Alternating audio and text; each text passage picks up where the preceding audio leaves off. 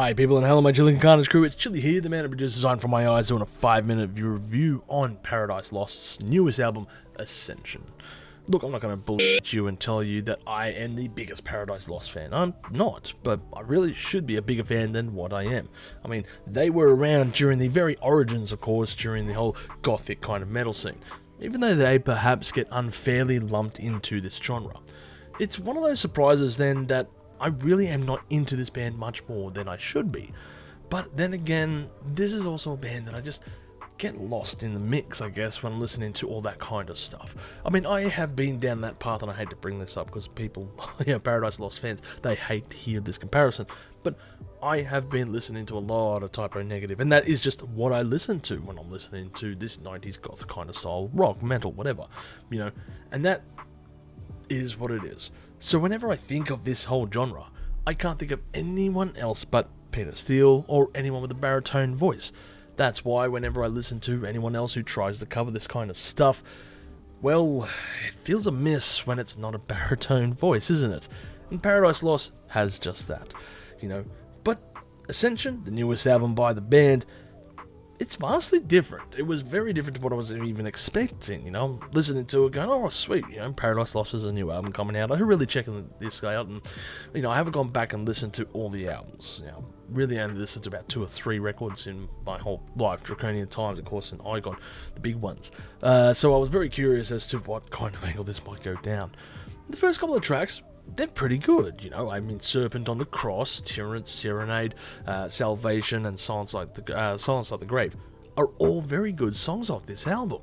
I'm thinking, yeah, this is a really good album. I'm digging this. I'm into what they're presenting here. I think it's a very interesting one. In particular, I think it was Salvation. That was a bit of a longer tune and drawn out, and they did well with what they were achieving on here. Even the very first track, Serpent on the Cross, I think they've done some awesome work, and it's great songwriting that just showcases, I guess, what I was expecting out of the band.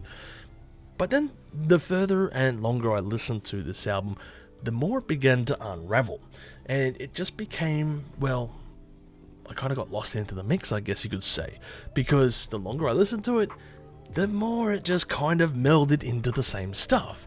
I couldn't tell the difference between songs all of a sudden, and I'm wondering what the hell is going on, because, it kind of sounded like New Testament. I'm talking about the thrash metal band. So I was very surprised and almost off-put by this kind of reference and comparison when I was listening to it. Not that there's anything wrong with Testament either. Good band. Very good thrash metal band. I didn't expect Paradise Lost to be that. So it was a bit of a jarring situation, I guess you could say, when I'm listening to this record going, was not expecting this. I've got to change gears.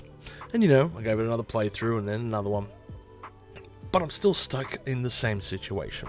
Because on here we have a total of 12 songs that goes for 61 minutes, which is a very long time in my books. And I'm under the belief, I'm a very strong believer actually, that if you can cull anything off an album and see it as unnecessary, then it is unnecessary, and it should be removed from the album, because you can only better yourself. I think even the biggest hardcore fans of Paradise Lost, who of course will look at an album, new one in particular like this, and go, fantastic, I've got 60 minutes of listening for this, my favourite band, will probably be hard-pressed not to agree with what I'm stating, in that this could have been a little bit more streamlined if they culled 1 or 2 tracks off this record, because at the end of the day it would only sound better. I think there are definitely some weak moments on here, particularly during, I guess, the middle towards the end even, where there are a couple of tracks that you kind of go, yeah, okay, cool, whatever, next. And it just would have been better if they were left off completely, put onto the next album, or maybe just gone altogether. Maybe leave it on a B-sides or a deluxe version. I don't know. I mean, hell, it makes me wonder if this is the amount of tracks that they want to present, what was left off? We won't know until we get the deluxe version.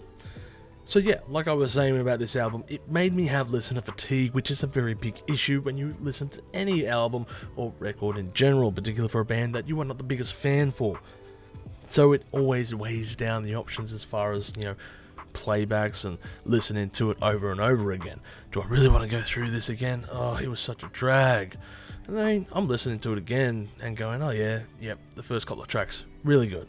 Again, This is an album where it follows that typical CD pattern where the first half is solid shit and the second half is rather forgettable. So it is a bit of a problem, and it's a bit annoying to hear, but it is what it is. Paradise Lost are doing what Paradise Lost do. So overall, I think I'm going to give this album a score of 5 million chilies on the spicy scale, with my favourite tracks being Serpent on the Cross, Tyrant Serenade, and Silence Like the Grave. I just don't know what to even make of it anymore. I mean, I wasn't setting any kind of high bar as to what I should be listening to, but I was off-put, of course, by what I was expecting.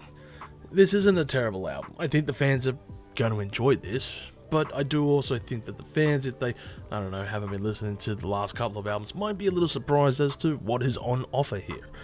Once again, it's not a terrible album, it's just not my style of music, and at the end of the day, I think there's too much material on hand.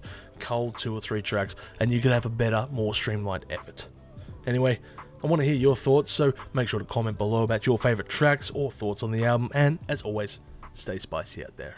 If you've enjoyed this content, make sure to smash that like button, subscribe to us, and stay notified for future music related content, because it keeps our manager happy at the end of the day. We are also on Discord, Instagram, Facebook, and all those other social platforms if you want to check us out. As always, people, you have a great day and stay spicy.